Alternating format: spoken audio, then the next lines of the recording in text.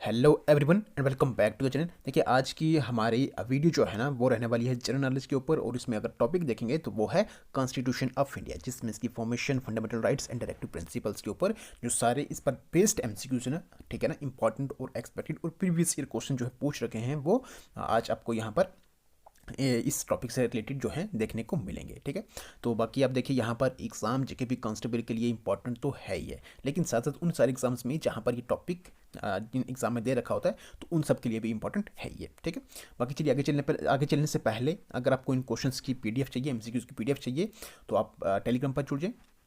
Telegram का जो link है वो डिस्क्रिप्शन बॉक्स में दे रखा है, नहीं तो आप कमेंट कर दे, वहाँ पर आपको उसका लिंक मतलब चैनल का लिंक मिल जाएगा, तो वहाँ से आप डायरेक्टली ज्वाइन करके पीडीएफ को ले सकते हैं। चलिए चलिए, ये हुई हमारी बात खत्म। अब जल्दी से आगे चलते हैं और आज की इस वीडियो का इस टॉपिक का पहला क्वेश्चन देखते हैं।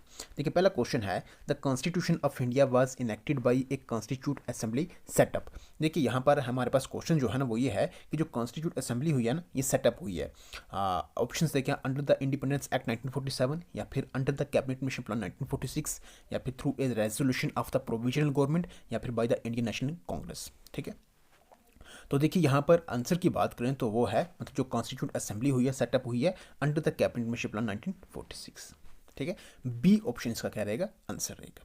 क्वेश्चन नंबर 2 है, the constitute assembly which frame the constitution for independent India was setup in. Question हमारा सीधा ये बनता है कि जो कॉन्स्टिट्यूट असेंबली है ना, ठीक है ना, ये कब सेटअप हुई है। ठीक है, तो देखिए यहाँ पर ऑप्शन हैं 1945, 46, 47 या फिर 49। तो कब हुई है ये, अभी हमने ऊपर देख लिया, ये हुई है कब, 1946 में। ठीक है, चलिए क्वेश्चन नंबर 3 है, who among the flying was the chairman of the drafting committee of the Indian constitution. तो यहाँ पर हमें ये बताना है कि जो चेयरमैन रहे हैं ना ड्राफ्टिंग कमेटी के, ठीक है, वो कौन रहे हैं। राजेंद्र प्रसाद रहे हैं, तेज बहादुर सप्रू रहे हैं, सी राजागोपालाचारी, या फिर डॉक्टर बी आर अम्बेडकर रहे हैं। तो इसमें इंडियन कॉन्स्टिट्यूशन में अगर आप देखेंगे तो ड्राफ्टिंग कमेटी के जो चेयरमैन रहे हैं ना वो रहे कौन, डॉक्टर बी आर अम्बेडकर रहे।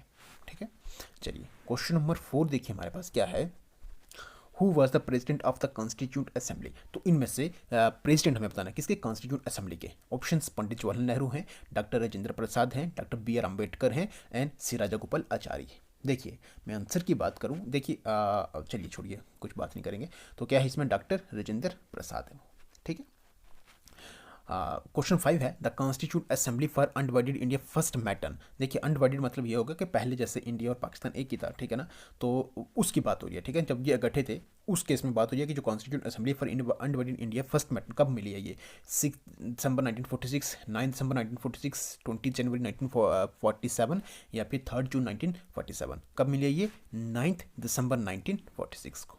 ठीक है, चलिए देखिए नेक्स्ट है हमारे पास question number 6, when the Constituent Assembly for the Dominion of India reassembled on 31st October 1947, its reduced membership was। देखिए पहले एक ही थी, बाद में वो अलग हो गई, पाकिस्तान इंडिया अलग हो गई। ठीक है ना, तो उस केस में अगर आप देखेंगे बाद में जब ये इसमें इंडिया जब ये क्या हुई है, मतलब इसमें कॉन्स्टिट्यूंट असेंबली में जब दोबारा से रीअसेंबल हुई है, ठीक है ना, तो उस केस में आप देखेंगे यहाँ पर जो मेंबरशिप थी ना वो कितनी रिड्यूस होकर कितनी बच गई थी, वो 299, 311, 319 या फिर 331 कितनी हो गई थी, वो हो गई थी 299। Next, who among the following was the constitution adviser to the constituent assembly of India. तो इनमें से कौन से कॉन्स्टिट्यूशन एडवाइजर रहे कॉन्स्टिट्यूंट असेंबली ऑफ इंडिया के, डॉक्टर बी एन राव हैं, डॉक्टर बी आर अम्बेडकर हैं, एम के एम मुंशी, या फिर एम सी सेटल अवार्ड है। कौन है वो, देखिए मैं आंसर की बात करूँ तो वो है डॉक्टर बी एन राव। चलिए क्वेश्चन नंबर 8 है हमारे पास है, the idea of the constitution of India was first of all given by. ये जो आइडिया है ना इस कॉन्स्टिट्यूशन ऑफ इंडिया का सबसे पहले किसने दे रखा है। देखिए महात्मा गांधी ऑप्शंस में, डॉक्टर बी आर अम्बेडकर हैं, Jawaharlal Nehru and M N Roy. देखिए आंसर की बात करें तो वो हैं एम एन रॉय। ठीक है, चलिए क्वेश्चन नंबर 9 हमारे पास, India became a sovereign democratic republic on. Options देखें आप, अगस्त 15 1947, जनवरी 30 1948, जनवरी 26 1950, या फिर नवंबर 26 1929। बताएं इसका आंसर क्या होगा। देखिए मैं आंसर की बात करूं तो वो है जनवरी 26 1950। Next, which one of the following made the Indian legislature bicameral. इनमें से कौन सा एक्ट है जिसने क्या करा था इंडियन लेजिस्लेचर को बाइकैमरल करा था, ठीक है ना। इंडियन काउंसिल एक्ट 1909 है, गवर्नमेंट ऑफ इंडिया एक्ट 1919 है, या फिर गवर्नमेंट ऑफ इंडिया एक्ट 1935 है, या फिर इंडियन इंडिपेंडेंस एक्ट 1947 है, बताएं। देखिए आंसर की बात करें तो वो है गवर्नमेंट ऑफ इंडिया एक्ट 1990, ठीक है। चलिए क्वेश्चन नंबर 11 देखिए क्या है, which of the following sought to change the character of Indian government from unitary to federal. तो इनमें से किस एक्ट ने जो करेक्टर है ना इंडियन गवर्नमेंट का यूनिटरी टू फेडरल किसने कराई है। गवर्नमेंट ऑफ इंडिया एक्ट 1919 है, गवर्नमेंट ऑफ इंडिया एक्ट 1935 है, या फिर 1909 है, या फिर 1947 है। कौन सा है वो, देखिए आंसर की बात करें तो वो है government of India act 1935। Next है हमारे पास, which one of the following acts for introduce the principles for elections for the first time, ठीक है ना, of elections for the first time. इनमें से किस एक्ट ने फॉर्मली इंट्रोड्यूस करा था principles of elections for the first time, ठीक है। ऑप्शन देखिए यहाँ पे इंडियन काउंसिल एक्ट 1909 है, गवर्नमेंट ऑफ इंडिया एक्ट 1919 है, या फिर 1935 है, या फिर 1947 है। कौन सा है वो है इंडियन काउंसिल्स एक्ट 1909 है वो, ठीक है। चलिए क्वेश्चन नंबर देखिए 13 क्या है, who among the following is known as the father of the Indian constitution. इनमें से फादर ऑफ इंडियन कॉन्स्टिट्यूशन किसको कहा जाता है। डॉक्टर बी आर अम्बेडकर हैं, महात्मा गांधी हैं, जवाहरलाल नेहरू, या फिर वल्लभ भाई पटेल। कौन है वो है डॉक्टर बी आर अम्बेडकर। चलिए क्वेश्चन 14 है, the amendment procedure laid down in the constitution of India is on the pattern of. ये किसके पैटर्न के ऊपर है, गवर्नमेंट ऑफ इंडिया एक्ट 1935, या फिर 1947, या फिर कॉन्स्टिट्यूशन ऑफ साउथ अफ्रीका, या फिर कॉन्स्टिट्यूशन ऑफ यूके। तो किससे ले रखा है ये, कॉन्स्टिट्यूशन ऑफ साउथ अफ्रीका से ले रखा है। चलिए क्वेश्चन नंबर 15 हमारे पास देखिए क्या है, the first session of the constituent assembly was held in. जो फर्स्ट सेशन है कॉन्स्टिट्यूंट असेंबली का ये कहाँ पे हुआ था, बॉम्बे, कलकत्ता, लाहौर, या फिर न्यू दिल्ली। कहाँ पर हुआ था ये हुआ था न्यू दिल्ली में। Next, who was the first foreign minister of free India. इनमें से मतलब सबसे पहले जो फॉरेन मिनिस्टर हैं इंडिया के वो कौन रहे, जवाहरलाल नेहरू हैं, गुलजारी लाल नंदा हैं, लाल बहादुर शास्त्री, या फिर जॉन मठाई हैं, ठीक है, मथाई हैं, ठीक है। तो कौन है वो, देखिए आंसर की बात करें तो वो हैं जवाहरलाल नेहरू। ये फ्री इंडिया के सबसे पहले फॉरेन मिनिस्टर रहे हैं, ठीक है। चलिए देखिए क्वेश्चन नंबर 17 है हमारे पास, which of the following features does the Indian constitution borrow from the Weimar constitution of Germany. तो इनमें से कौन से फीचर्स जो हैं वो इंडियन कॉन्स्टिट्यूशन लिए किससे, वीमर कॉन्स्टिट्यूशन ऑफ जर्मनी से। ऑप्शन है the idea of federation with strong centre, या फिर the method of presidential elections, या फिर द इमरजेंसी पावर्स, या फिर provisions concerning the suspension of fundamental rights during emergency. तो कौन से वो, देखिए वो ले रखे हैं ये वाले, provisions concerning the suspension of fundamental rights during emergency. मतलब इमरजेंसी में क्या हो सकता है, फंडामेंटल राइट्स को भी सस्पेंड किया जा सकता है। तो ये जो प्रोविजंस हैं आप देखें यहाँ पर, इसमें ये हमने ले रखे हैं कहाँ से, इसमें जर्मनी से ले रखे हैं, ठीक है, जर्मनी के कॉन्स्टिट्यूशन से ले रखे हैं, ठीक है। चलिए अब है एक इंपॉर्टेंट है यहाँ पर, ये क्वेश्चन आप देखें यहाँ पर, क्वेश्चन तो एक है लेकिन हमारे पास ऑप्शन यहाँ पर देखें यहाँ पर तो 8 हैं। तो 8 रखने का मतलब ये है कि आपको ये सारे क्या करने हैं, अब याद भी रखने ही, ठीक है ना। तो देखिए यहाँ पर जो इस कॉन्स्टिट्यूशन प्रोविजन से आगे सोर्स है, देखिए जैसे पार्लियामेंट्री फॉर्म ऑफ, मतलब जो हमारी पार्लियामेंट्री फॉर्म ऑफ जैसे गवर्नमेंट है, ठीक है। तो पार्लियामेंट्री सिस्टम जो है ये लिया कहाँ से हमने, ये लिया हुआ ब्रिटेन से लिया हुआ, ठीक है। फेडरेशन कहाँ से लिया है, चलिए आप गेस करें, फेडरेशन लिया हमने कहाँ से, कनाडा से। उसी तरह से डायरेक्टिव प्रिंसिपल्स जो है इंपॉर्टेंट है, ठीक है ना। ये देखिए यहाँ fundamental rights and directive principles जो है ना, ये सिलेबस में बिल्कुल पर्टिकुलरली अगर आप देखेंगे तो ये दे रखा है यहाँ पर, ठीक है ना। तो ये आपने ये दोनों चीज़ देखनी है। तो डायरेक्टिव प्रिंसिपल्स कहाँ से लिए हुए, ये आयरलैंड से लिए हुए, ठीक है। फंडामेंटल राइट्स कहाँ से लिए हुए, यूएसए से लिए हुए, याद रखना। ये रूल ऑफ लॉ कहाँ से, ये ब्रिटेन से, ठीक है। कंकरेंट लिस्ट कहाँ से ले रखा है, ऑस्ट्रेलिया से। प्रेम्बल कहाँ से ले रखा है, यूएसए से। एंड सिंगल सिटीजनशिप का कंसेप्ट जो ये कहाँ से ले रखा है, इंग्लैंड से। इंपॉर्टेंट है, इन सारे पॉइंट्स को अपने क्या करना है, हम बिल्कुल याद रखना है। जरूरी नहीं किसी एक, बल्कि ये किसी भी एग्जाम में पूछा जा सकता है, ठीक है ना। इंपॉर्टेंट है इसलिए भूलना नहीं है इसको, ठीक। चलिए नेक्स्ट है, देखिए हमारे पास क्वेश्चन नंबर 19 क्या है, the inspiration of liberty, equality and fraternity was derived from, ठीक है। तो ये इसमें लिबर्टी, इक्वालिटी एंड फ्रेटर्निटी की जो इंस्पिरेशन है इसको किससे डिराइव करा, अमेरिकन रेवोल्यूशन से, फ्रेंच से, रशियन से, या फिर नन ऑफ द अबव। ये करा हुआ डिराइव कहाँ से, फ्रेंच रेवोल्यूशन से। Next, the president of the Indian union has the same constitution authority as the, मतलब कॉन्स्टिट्यूशन अथॉरिटी में अगर देखेंगे जो प्रेसिडेंट हमारे इंडिया के और ये बिल्कुल बराबर आएंगे किसके, ब्रिटिश मोनार्क के, प्रेसिडेंट ऑफ यूएसए के, या फिर प्रेसिडेंट ऑफ इजिप्ट, या फिर प्रेसिडेंट ऑफ रशिया के। किसके बराबर होंगे ये, इक्वल इसमें किसके होंगे ये होंगे ब्रिटिश मोनार्क के, ठीक है। चलिए देखिए क्वेश्चन नंबर है हमारे पास अब 21 क्या है, from which of the countries constitution of India has adopted fundamental duties. तो देखिए फंडामेंटल ड्यूटीज़ तो हमारे अब देखेंगे यहाँ पर फंडामेंटल राइट्स और डायरेक्टिव प्रिंसिपल स्टेट पॉलिसी जो है ना, इसके ऊपर तो बिल्कुल उन्होंने मतलब एक आप देखेंगे तो लिख रखा है, ठीक है। लेकिन अब ये चीज़ भी ध्यान रखें, हो सकता है ऐसे भी पूछ साथ जुड़ी हुई चीज़ है, ठीक है ना, तो ये पूछ जा सकती है, ठीक है ना। तो फंडामेंटल ड्यूटीज़ जो है ये किस कंट्री से ले रखा है, यूएसए से, कनाडा से, यूएसएसआर से या फिर यूके से। कहाँ से ले रखा है ये हमने, ये ले रखा है यूएसएसआर, जो कि अब देखेंगे अब रशिया जिसको कहते हैं, ठीक है ना। हाँ चलिए नेक्स्ट है हमारे पास अब क्वेश्चन नंबर 22 क्या है, which of the following determines that the Indian constitution is federal. इनमें से कौन सा बता रहा है कि जो इंडियन कॉन्स्टिट्यूशन है वो फेडरल है।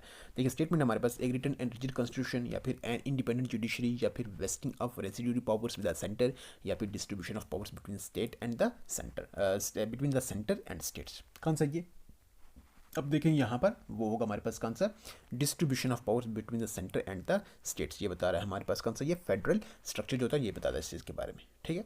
नेक्स्ट हमारे पास question 23 the Indian constitution is regarded as federal है, यूनिटरी है, पार्लियामेंट्री है, या फिर federal in form and unitary in spirit है। तो क्या है, the Indian constitution is regarded as federal in form and unitary in spirit, ठीक है। चलिए देखिए क्वेश्चन नंबर 24 है हमारे पास, the word socialist, secular and unity and integrity of the nation were added to our constitution by देखिए इनको add करा गया, ठीक है ना। अब यहाँ पर ऑप्शन हैं by the 42nd amendment of the constitution, या फिर 44th amendment of the constitution, या फिर 46th amendment of the constitution, या फिर नन ऑफ द अबव। तो इनको ऐड करा गया by 42nd amendment of the constitution से, ठीक है। नेक्स्ट है the Indian constitution comprises of, हमारे पास मतलब हमारा अपना ही है, ठीक है। तो इंडियन कॉन्स्टिट्यूशन कंप्राइजेस ऑफ, इसमें देखें यहाँ पर 395 आर्टिकल्स हैं, 20 पार्ट्स 12 शेड्यूल्स, या फिर 400 आर्टिकल्स हैं, 12 पार्ट्स 12 शेड्यूल्स, या फिर 396 14 या फिर 448 25 एंड 12। तो देखिए यहाँ पर, चलिए आप बताइए आंसर क्या होगा इसमें। देखिए आंसर की बात करें तो वो है 448 आर्टिकल्स है, 448 आर्टिकल्स है, 25 पार्ट्स हैं एंड 12 शेड्यूल्स, ठीक है ना। तो ये रहेगा इसमें आंसर, याद रखना ये। आप देखिए यहाँ पर 448 आर्टिकल्स हैं, 25 पार्ट्स हैं, 12 शेड्यूल्स, 448 25 12, 448 आर्टिकल्स, 25 पार्ट्स और 12 शेड्यूल्स, याद रखना ये इंपॉर्टेंट है, ठीक है। चलिए क्वेश्चन नंबर 26 है, which of the following rights was described by doctor B R Ambedkar as the heart and soul of the constitution. Heart and soul of the constitution जो है डॉक्टर बी आर अम्बेडकर ने उसको ऐसे heart and soul of the constitution कहा है। किसको कहा है, right of freedom of religion को कहा है, right to property, right to equality, या फिर राइट टू कॉन्स्टिट्यूशन रेमेडीज का। किसको कहा है ये कहा है राइट टू कॉन्स्टिट्यूशन रेमेडीज को। Next, on whom does the constitution confer special responsibility for the enforcement of fundamental rights. देखिए फंडामेंटल राइट्स की एनफोर्समेंट को लेकर जो स्पेशल रिस्पॉन्सिबिलिटी है ना, ठीक है ना, जो स्पेशल रिस्पॉन्सिबिलिटी वो कॉन्स्टिट्यूशन ने किसको दे रखी है। देखिए पार्लियामेंट को, सुप्रीम कोर्ट को, प्रेसिडेंट को, या फिर स्टेट लेजिस्लेचर को। किसको दे रखी है ये दे रखी है सुप्रीम कोर्ट को। चलिए क्वेश्चन नंबर 28 है हमारे पास, under which article of the constitution are the cultural and education rights guaranteed.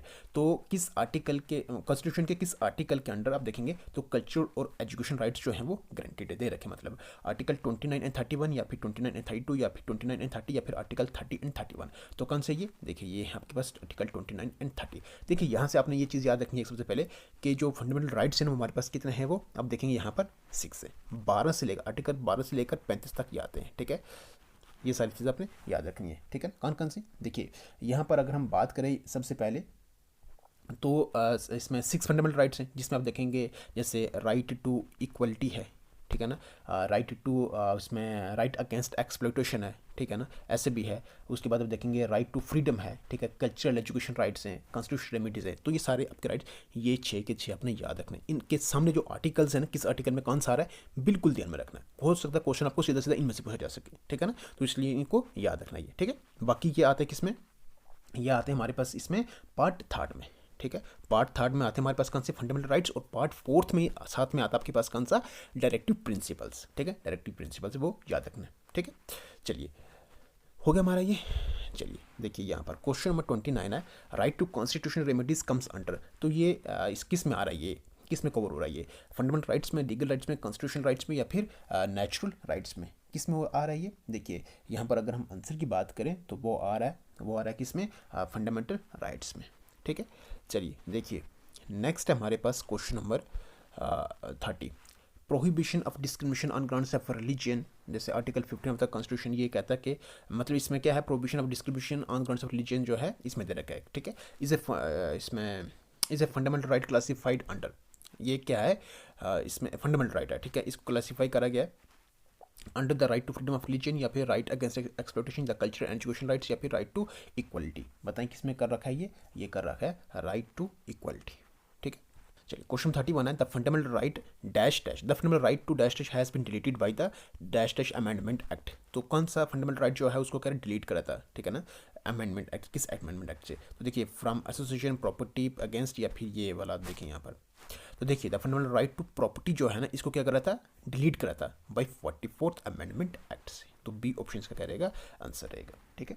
चलिए देखिए क्वेश्चन नंबर 31 हो गया हमारे पास, क्वेश्चन नंबर 32 है, देखिए क्या है, which article of the Constitution of India says no child below the age of 14 years shall be employed to work in any factory or mine or engaged in any other hazardous employment। तो कौन सा article इसमें कह रहा है कि कोई भी जो चाइल्ड है बिलो द एज ऑफ 14 जो है वो इसमें किसी भी ऐसी फैक्ट्री में या फिर माइन में या फिर किसी भी हजर्डियस एम्प्लॉयमेंट उसको मतलब नहीं प्रोवाइड की जा सकती, नहीं दी जा सकती। तो कौन सा आर्टिकल कहता है, ये 24 है, नहीं रख सकते उसको मतलब, ठीक है ना। तो आर्टिकल 45 है, 330 है, या फिर आर्टिकल 368 है, कौन सा ये, देखिए ये आर्टिकल 24, याद रखना। ये क्वेश्चन 33 है, article 14 guarantees equality before law and equal protection of law to all persons living within the territory of India, all Indian citizens living in India, या फिर all persons domicile in India, या फिर all persons natural as well artificial। तो इसमें क्या होगा answer, all persons living within the territory of India। ये article कौन सा, 14 कहता है, 14 कहता है, ठीक है। इसलिए मैं कह रहा हूँ भारत से लेकर 35 के बीच में जितने भी आर्टिकल्स हैं उनके सामने जो भी आ रहा है वो सारा अपने क्या करना है, याद रखना है।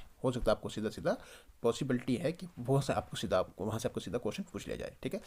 चलिए क्वेश्चन 34 है, untouchability is abolished and its practice is punishable according to. Untouchability जो है वो अबोलिश करी हुई है, ठीक है ना, और उसकी प्रैक्टिस अगर होती है तो वो पुनिशेबल है अकॉर्डिंग टू। कौन सा आर्टिकल कहता है इसके बारे में, 15 है, 16 है, 17 है, या फिर आर्टिकल 15(4) है, कौन सा ये है आर्टिकल 17 कहता है इसके बारे में। Next, according to article 23 the following are prohibited. बस सीधा सा है कि आर्टिकल 23 किसके बारे में कह रहा है, traffic in human beings, beggary, slavery and bonded labour, या फिर monopoly of trade, sales of incenses, या फिर visit to terrorist infected areas. कौन सा है ये है trafficking in human beings, beggary, slavery, ये सारा यहाँ पर क्या आ रहा है, इसमें प्रोहिबिट कर मना कर रखा है, इसको नहीं कर सकते, ठीक है।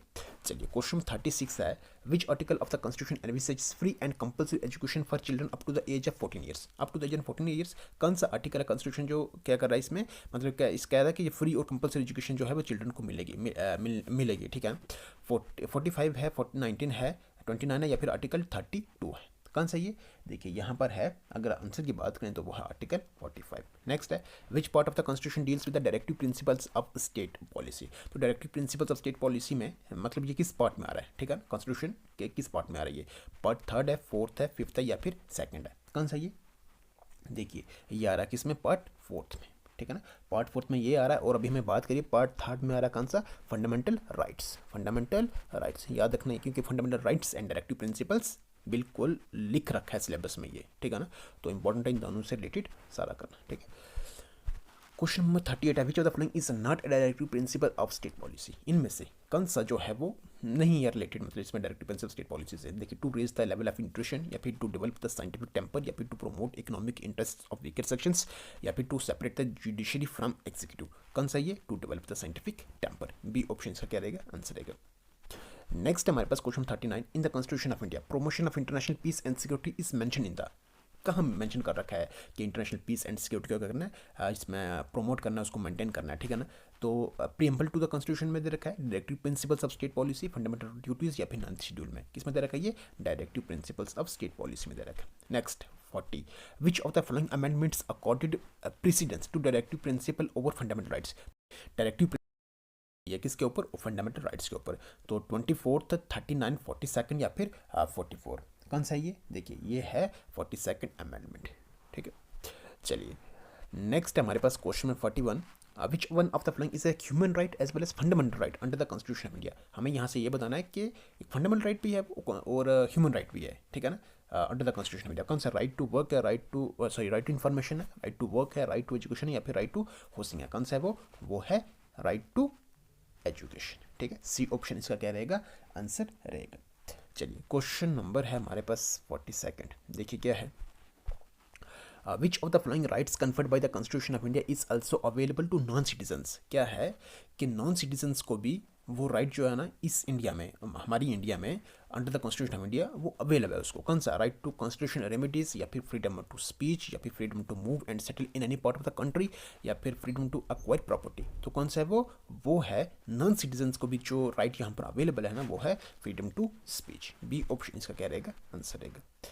चलिए क्वेश्चन नंबर 43 है और लास्ट क्वेश्चन हमारा इस टॉपिक से भी और इस वीडियो से भी। देखिए क्या है, राइट टू इन्फॉर्मेशन इज, क्या है ये? फंडामेंटल राइट है, लीगल राइट है, neither fundamental right nor legal right, both fundamental right as well as legal right. तो क्या है ये? राइट टू इन्फॉर्मेशन जो है ये एक है फंडामेंटल राइट है। ठीक है, चलिए अब इस क्वेश्चन के साथ हमारी हुई वीडियो ये कंप्लीट। सो आई होप जितने भी क्वेश्चन, जितने भी एमसीक्यूज यहाँ पर आपके साथ लाए हैं, डिस्कस करे हैं, आपको वो सारे बेहतर लगे होंगे, मतलब आपको बेनिफिशियल लगे होंगे। और सच में अगर आपको बेहतर लगे हैं, मतलब वीडियो अगर आपको अच्छी लगी है, तो लाइक इसको ज़रूर कर दें, चैनल पर नहीं तो सब्सक्राइब भी ज़रूर कर दें, बेल आइकन को प्रेस करना बिल्कुल भी ना भूलें, क्योंकि उससे हर नए आने वाली वीडियो की नोटिफिकेशन आपको सबसे पहले पहुँचती है। बाकी चलिए अब अपनी इस वीडियो को यहीं पर करते हैं स्टॉप, और रखिएगा अपना ख्याल। Take care, good bye.